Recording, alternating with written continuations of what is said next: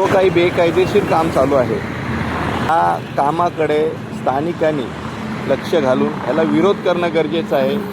आता ही लाईन इथून म्हणजे ती पेन सिटीला आता पुढे कुठे चालली, तर वाशी नाक्याच्या मेन लाईन येणार आहे गेल कंपनीकडनं, तिथे जॉईंट होईल। पण सिटीच्या मधोमधनं ही जाणार आहे, नॅशनल हायवेला लागून ही लाईन जाणार आहे। शासनाने तरी कशा परमिशन दिलेल्या आहेत, तर लोकवस्तीतनं ह्या लाईन चाललेल्या आहेत।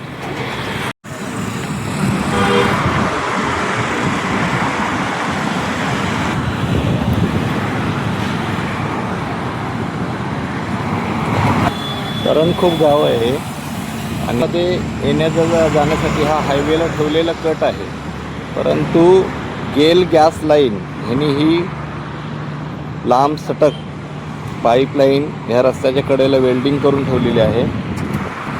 हायवेला लागूनच इथेच ह्या जमिनीमध्ये दफन केली जाईल। ही अतिशय ज्वलनग्रिय अशी गॅस लाईनची पाईपलाईन आहे। हा गाव आहे, जनवस्तीमध्ये ह्या घेऊन जाणं शासनाला कुठपर्यंत योग्य वाटते। स्थानिक ग्रामस्थांनी ह्या गोष्टीकडे लक्ष देणं गरजेचं आहे। जर उद्या भविष्यामध्ये ही जर लाईन फुटली तर खूप मोठा अपघात आणि जीवितहानी होऊ शकते, कारण ही पाईपलाईन खूप मोठी आहे आणि तीव्र गॅस वाहक अशी ही लाईन आहे। ह्या लाईन गावाच्या पासून किंवा जनवस्तीपासून लांबून नेणं गरजेचं आहे।